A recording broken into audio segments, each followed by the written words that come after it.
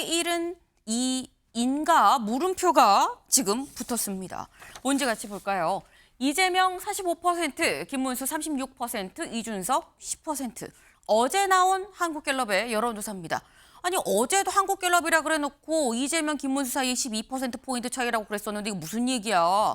이건 9%밖에 차이가 안 나는데 어제 저희가 말씀드린 이 여론조사는 이 신문협회에서 갤럽에 의뢰한 여론조사였었고요. 이거는 어제 한국갤럽이 금요일마다 내놓는 어떻게 보면 정례 여론조사의 결과입니다. 그런데 어제 나온 이 정례 여론조사 결과는 신문협회에서 했었던 것보다 하루 더 조사를 해서 3일 동안 조사를 했다라는 거죠. 해서 보니까 수치가 9%포인트로 좀 줄었다라고 지금 볼 수 있다라는 거죠. 근데 아까 일면 소개하면서 말씀드렸죠. 중요한 건요. 부등호다. 이재명 45, 김문수 36, 그리고 이준석 10이다라는 거예요. 이 두 사람 사이의 격차가 지금 9%포인트로 줄었다. 처음으로 한 자릿수가 됐다라는 건데 한 자릿수가 중요한 게 아니라 여론조사를 제가 항상 말씀드릴 때마다 중요한 건 뭐다? 추이다라는 거예요. 이 표 같이 볼까요? 전주 대비 좀 보겠습니다. 전주 대비 이재명 후보 51이었었는데 45로 6%포인트 떨어졌죠. 김문수 후보 29%에서 36%로 7%포인트 올랐습니다. 이준석 후보 8에서 10으로 2%포인트. 물론 유보도 12에서 8%로 좀 4%포인트 정도 줄었다. 이 유보가 여기저기 좀 나눠서 간 면이 있겠죠. 근데 지금 보면 조상호 변호사님, 이재명 후보의 지지율 하락 이유가 뭐라고 보십니까? 일단은 첫 번째로는 그냥 데이터 분석으로만 놓고 보면 이런 보수 가표집이 좀 있었던 것 같아요. 왜냐하면 그 전주에 비해서 그 마지막 주 이번에 최근 여론조사는 한 보수 표집만 놓고만 보면 보수 표집이 기존 전주보다 한 30% 이상 증가합니다. 굉장히 늘어난 거죠. 그래서 한 120여 명 정도가 더 들어오셨는데, 그러니까 그런 부분에 왜 이런 일이 벌어질 수 있느냐, 그건 잘 모르겠어요. 그러니까 약간 여론조사가 가끔가다 튄다고도 하죠. 네. 그래서 그런 부분들이 조금 있는 것 같고, 근데 그거 여부를 떠나서 원래 선거가 이제 끝으로 가면 갈수록 각 지지층들이 결집이 높아지면서 자연스럽게 지지율이 점점 좁혀집니다. 네, 그런 부분인 거고, 저희들 입장에서 보면 전주나 그 부분이나 보정을 놓고 보면 사실은 큰 차이가 없거든요. 그래서 우리가 얼마나 더 우리 유권자, 우리를 지지하고 찍어줄 유권자들을 투표장으로 끌어내는데 이렇게 매력적인 모습을 보일 것이냐, 이런 부분에 좀 집중을 해야 될 것 같고, 그다음에 지금 이렇게 보시면 이 김문수 후보와 이준석 후보의 단순한 그 지지율 산술합산, 이렇게 하면서 뭐 위기 아니냐 이렇게 말씀하시는데, 실제로 이 여론조사에서 양자 대결도 조사를 합니다. 근데 양자 대결에서의 후보의 격차가 이재명 후보와 다른 후보 사이에 격차가 지금과 비슷해요. 그러니까 그런 부분 놓고 보면 이게 뭐 단일화 효과로 크게 뭔가 달라질 것이다 이렇게 생각하지는 않습니다. 네. 그러니까 지금 말씀은 어쨌거나 이재명 후보가 계속 1위 후보였었기 때문에 이 선거에 가까울수록 선거 후반으로 가면 갈수록 양쪽이 좀 결집을 해서 격차는 줄어들 수밖에 없는 게 뭐 당연한 거고, 실제로 그리고 이번 여론조사에서 좀 보수가 과표집됐다, 보수 샘플이 더 많았다라는 말씀을 지금 하셨어요. 요 비슷한 얘기를 어제 천준호 전략본부장도 했습니다. 잠깐 들어보고 오실까요? 오늘 발표된 갤럽 조사의 이념 분포를 보면 전체 응답자 중 자신의 이념 성향을 보수라고 응답한 분이 진보라고 응답한 분보다 11% 이상 많았습니다. 과거 과표집이 극심했던 지난 1월의 평균 분포와 유사한 수준입니다. 여론조사가 실제 여론을 반영하지 못하는 측면이 있을 수 있다는 것을 함께 유념하면서 살펴봐야 되겠습니다. 네. 지금 조상호 변호사께서 말씀하시고 천준호 전략본부장도 지금 보수 샘플링이 더 많았다라는 이 말씀을 지금 하셨어요. 그래서 아침에 매일경제가 팩트체크를 해봤습니다. 네. 실제로 한국갤럽의 이 보수, 중도, 진보의 요 표를 직접 저희가 찾아봤더니 조사 완료한 사례수가 있는, 사실 엄밀히 말하면 이것보다도 그래서 최종 가중 적용한 사례수, 요게 진짜인 거겠죠. 요걸 좀 보겠습니다. 보수가 350, 그리고 중도가 327, 그리고 진보가 232, 그리고 모름 응답 거절이 93이었다라는 겁니다. 근데 이걸 보면 윤주진 위원님, 예. 지금 살짝 말씀하신 것처럼 진보가 230대고 보수가 350이고 차이가 좀 나긴 나는데 라는 생각이 들긴 들어요. 먼저 말씀드리고 싶은 게 선거에서 징크스가 있습니다. 네. 여론조사 믿지 말라고 하는 분들이 보통 불리한 분들이에요. 예, 그러니까 여론조사는 정확하고요. 비교적 정확합니다. 그리고 지금 이제 국민들 보시겠다 보시면 보수가 왜 진보보다 한 30% 높지?라고 생각하실 거예요. 근데 놀라지 않으셔야 될 게 그동안 실시했던 여론조사가 다 이랬습니다. 아하. 그러니까 이게 특이한 패턴이 아니에요. 보수가 진보보다 늘 높게 잡혀왔어요. 왜 그럴까? 네. 사실은 중도라고 답변하시는 분들이 실질적으로는 민주당 지지층인 경우가 많습니다. 그래서 중도층에서 상당히 이재명 후보 지지율이 높고 네. 계엄이라든지 탄핵에 있어서 민주당 입장에 맞는 표가 많았어요. 자, 그리고 중요한 건 이재명 후보께서 뭐라 그러셨어요? 본인이 중도 보수라고 하셨잖아요. 이 말씀이 사실 커요. 그러니까 민주당 지지층 중에 본인을 좌표를 찍을 때 내가 네. 진보가 아니라 난 이제부터 중도다. 라고 생각하신 유권자가 늘어나고 있다는 거예요. 실제로 지금 민주당의 또 전략이 그렇습니다. 저는 네. 그래서 보수가 가표시됐다 이렇게 말씀을 좀 드리기가 어렵고요.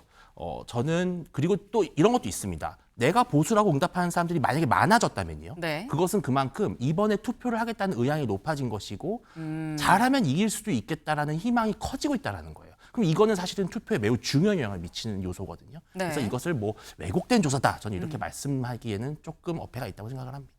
요거는 조상호 변호사님 말씀도 들어봐야 될 것 같아요. 네, 아까도 제가 설명을 드렸는데 네. 전주에는 딱 전주예요. 네. 전주에는 셋째 주에는 네, 보수와 진보의 표집수가 비슷했어요. 그러니까 항상 보수가 많은 게 아니고 네. 이례적이라는 겁니다. 그래서 우리가 이걸 보통 여론조사 기관에서는 이런 걸 보통 뭐라고 표현하냐면 이번 조사 좀 튀었어 이렇게 표현하거든요. 그러니까 좀 튄 부분이 있는 것이고, 근데 그것과 관계없이 전체적으로 선거가 종반기로 접어들수록 여론조사는 지지율 격차를 좁히는 방향으로 수렴되게 돼 있다. 네. 그래서 그런 부분에 대한 추세를 우리도 알고 있고, 그렇기 때문에 더더욱 이제 우리를 지지하고 우리를 뽑을 의사가 있는 분들을 네. 이른바 그 투표장에 끌어내기 위해서 좀 더 매력적인 부분을 보여주는 데 집중할 때다. 그래서 저희들은 뭐 네거티브보다는 파지티브 선거운동이 굉장히 필요한 시점이라고 보고 있습니다. 네. 그러니까 지금 말씀은 딱 전주랑 비교를 해봤어도 이러지 않았다. 그 부분은 우리가 좀 팩트를 다시 말씀을 드린다라는 취지로 또 말씀을 하셨어요. 하지만 어쨌거나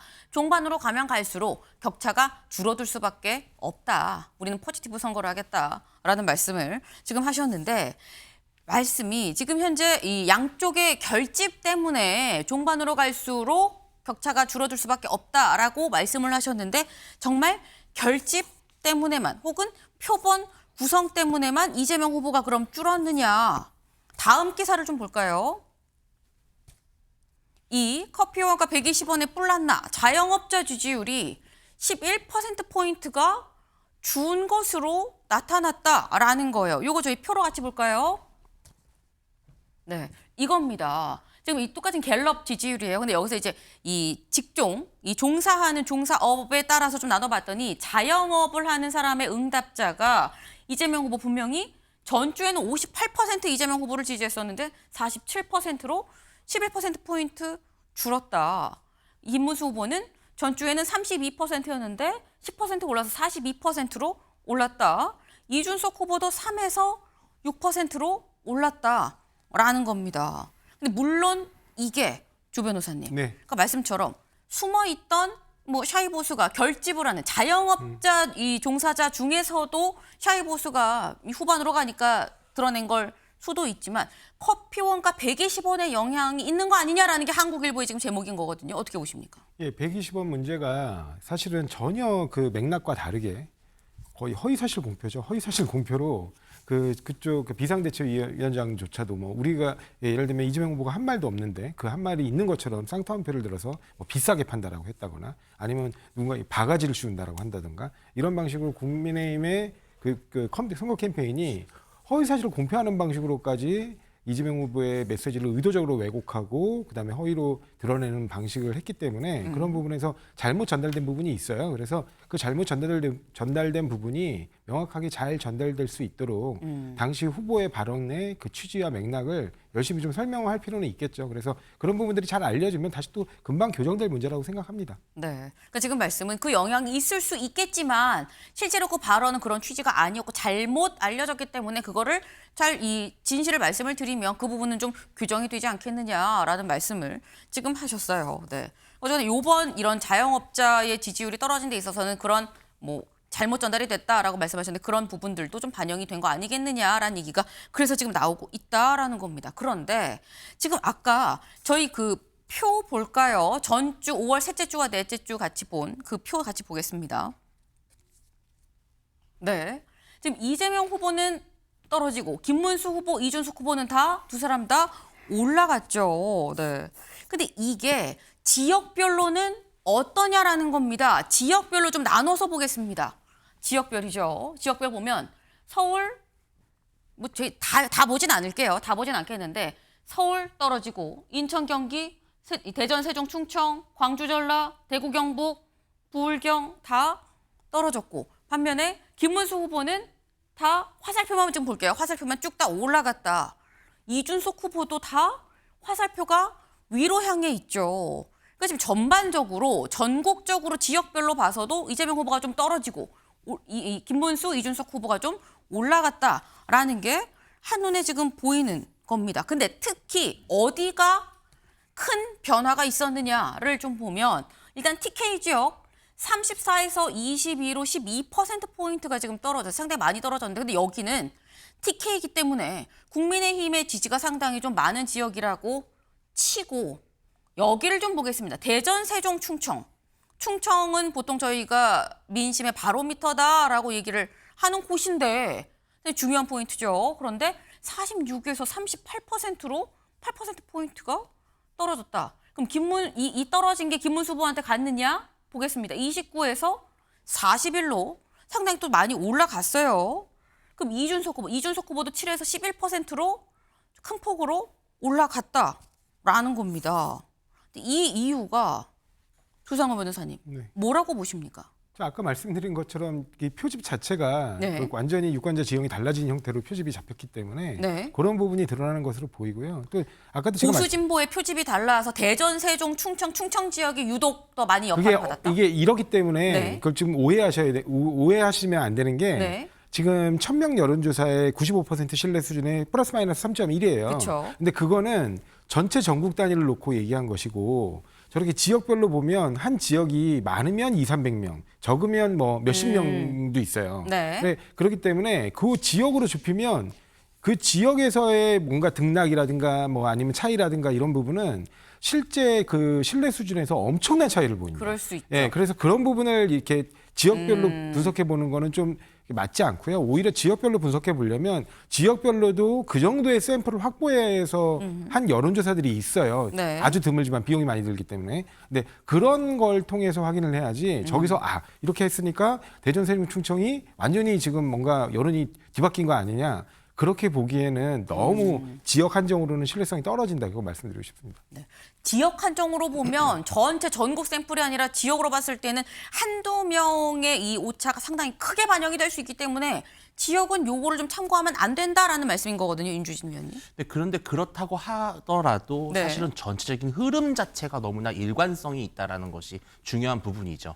그러니까 전반적으로 지금 대구 경북과 이제 부울경 특히 TK/PK에서는 이재명 후보가 좀 해볼 만한 거 아닌가 이번엔 30~40% 나오나라고 하는 기대감이 있었는데 네. 이것이 이제 꺼져가는 상황이고 대신 김문수, 이준석 후보는 오르고 있죠. 그리고 이제 대전, 충청 같은 경우도 상당히 중요한 변수인 것이 바로 이것이 우리가 늘 말하는 국민 한국 정치의 중원이다 이렇게 표현하지 않습니까? 근데 저는 어떤 패턴이 있다고 보냐면은 그러니까 그동안 보수층은 약간 여론조사 응답이라는 것도 좀 소극적으로 했을 가능성이 있어요. 그러니까 이게 뭔가 이번 대선 좀 어려울 것 같고 어차피 이게 비상계엄으로 촉발된 조기 대선이기 때문에 정권이 교체되지 않겠어라고 하는 그런 비관론이 있었을 거라고 봐요. 근데 최근 들어서 이재명 후보가 여러 가지 구설수도 있고 좀 여러 가지 정책적인 문제들이 부각되면서 떨어지니까 그 대신 김문수 후보는 사실 우리가 생각했던 것보다 선거운동을 좀 잘하는 거예요. 미담도 많고 과거에 이거 뭐 하남시에 있는 대형 쇼핑몰도 김문수 작품, GTX도 김문수 작품 이렇게 되니까 숨어 있는 보수 표심이 해볼 만하겠는데 샤이 보수가 나오는 거죠. 저는 그 나오는 흐름이 지금 분명히 여론조사에 반영이 되고 있어서 결국은 접전으로 가고 있다는 생각이 듭니다. 네. 아니, 제가 한 말씀 드리고 싶은 게 네. 지금 말씀하시는 발언권을 자꾸 안 얻으세요. 네. 이제 말씀하시는 뭐 네. 예를 들면 굉장히 그 정책적 능력이라든가 이런 부분으로 홍보하시는 내용들 중에 상당수는 사실은 이분 취임하기도 전에 착공하고 공사 막 하고 있었던 그 정책들도 많아요. 그러니까 네. 이분이 하신 거라기보단 그냥 마무리 과실을 따신 거죠. 그러니까 그런 것뿐만 아니라 지금 사실은 김문수 후보 같은 경우는 뭐 지금 본인은 굉장히 청렴한 걸 강조하고 있지만 워낙 옛날이어서 이게 뭔가 이렇게 제대로 조사해서 파기가 어려운 측면이 있어서 그렇지 이미 당시에도 막 자료화면을 뒤져보면 굉장히 부적절한 사적 예를 들면 그 판공비나 업무 추진비 이용 그 사례들이 많아요. 아니 어떻게 민주당에서 찾아보셨나요? 아니 그 뉴스타파에서도 이미 보도가 됐는데 네. 그러니까 어떤 것들이 있냐면 예를 들면 뭐 자기들 그 도의원들에 대해서 연차 내에 지원해 준다는 명목으로 위스키를 60병을 삽니다. 그게 공직자가 위스키를 60병을 사서 제공할 일입니까? 또 농산물 그 상품권을 한 5천여만 원을 샀는데 그게 직원 격려용이라고 그 목적이지만 실제로 누가 받았는지 영수증 하나 남아있지 않아요. 그때 그래가지고 당시 노조한테 엄청난 비판을 받았거든요. 왜 노조가 비판을 하겠습니까? 직원 격려용으로 받았으면 비판을 안 하겠죠. 근데 직원 격려용 명목으로 돈은 지출돼 있는데 아무도 받은 사람을 찾기가 어려우니까 노조에서 비판이 나왔겠죠. 그러니까 그런 부분들, 네. 그런 부분들에 대한 해명이 정확히 이루어지지 않고 있으면서 본인을 스스로 청렴 후보라고 얘기하는 것은 좀 저희들이 보기에는 좀 이상해 보이는 거죠. 알겠습니다. 다만 다음에는 제가 옐로 카드와 레드 카드를 좀 준비해서 나오는 것으로 누적해서 좀 카운트를 좀 해볼 필요가 있겠다라는 생각을 좀 해봅니다. 어쨌거나 지금 요 표로만 봤을 땐 이게 뭐 주식시장 이 시황표도 아닙니다만 파란색은 다 떨어지고요. 빨간색, 주황색은 다 화살표가 위로 올라갔다라는 거죠. 그렇다고 한다면 지역 전체, 이 전국적으로 봐서 이재명 후보는 떨어지고 김문수, 이준석 후보는 다 올랐다라는 얘기인 건데 다음 기사를 볼까요? 2, 3등 지지율을 더하면 이재명과 접전, 범보수 단일화 압력이 더 커질 수밖에 없는 구조가 형성이 됐다라는 겁니다. 2등, 3등 더해도 1등이 안 되면 힘을 받기 어렵지만 2, 3등 더하면 될 수도 있겠는데 라는 상황이 됐다라는 거죠. 근데 그럼 2등, 3등 더하면 1등보다 많이 나올 수 있는 거야? 라는 게 현실적으로 진짜 더하면 나올 수 있는 거야? 가 궁금해지는 상황이 될 수밖에 없는 거죠. 다음 기사 볼까요? 아까 살짝 앞부분에서 얘기가 나왔습니다. 실제 양자 대결도 해봤다라고 말씀하셨죠. 양자 대결 했더니 김문수 단일화 땐 이준석 지지의 56%가 이탈을 하더라. 이준석으로 단일화를 하면 김문수 후보의 지지가 28%가 이탈을 하더라. 라는 겁니다. 여기 좀 볼까요? 이재명, 김문수 양자 대결로 봤을 땐 51대 41이 나오더라.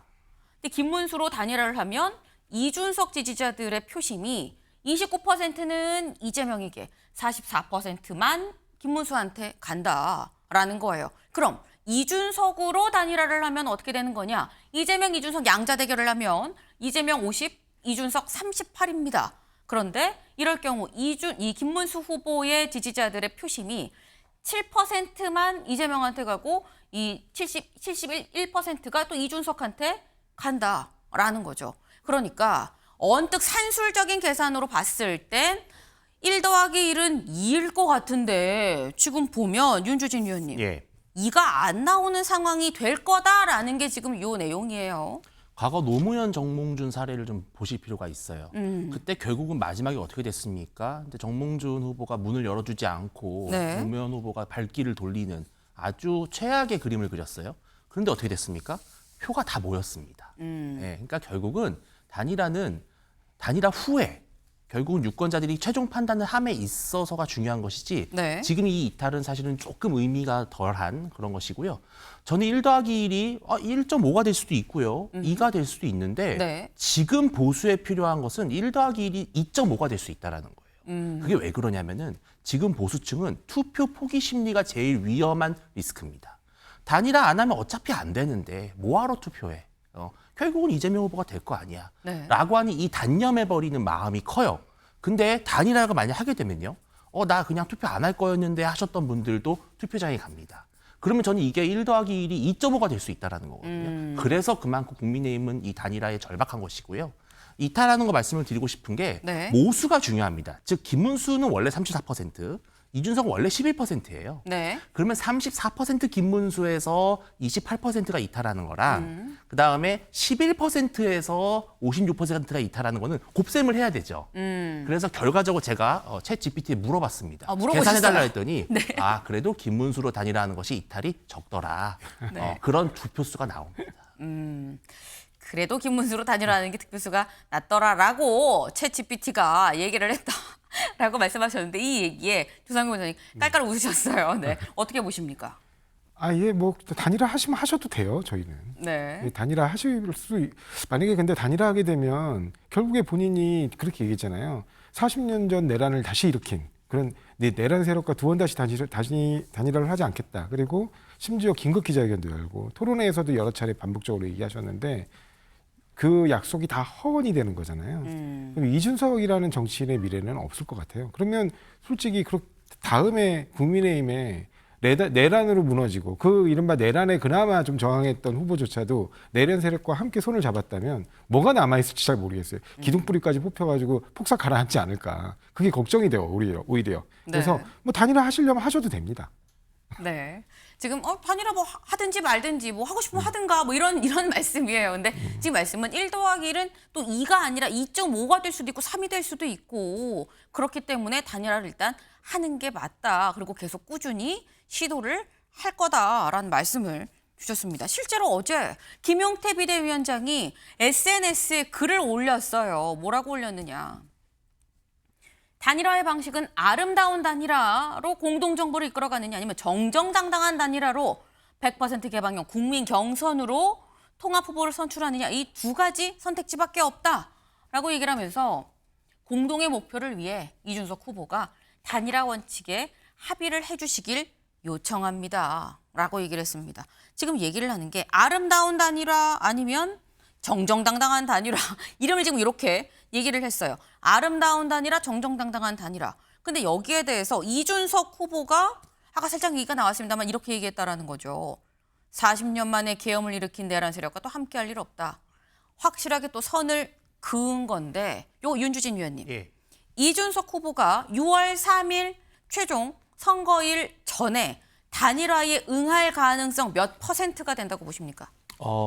조심스럽게 51%라고 하겠습니다. 아하. 그러니까 저는 그래도 낙관적이다라는 정도의 수준인데요. 네. 제가 이번 기회에 그래서 과거에 윤석열, 안철수 두 후보의 단일화 기사를 다 찾아봤어요. 오, 네. 한 대선으로부터 20일 전부터 쫙 타임라인을 봤는데 네. 지금이랑 거의 똑같아요.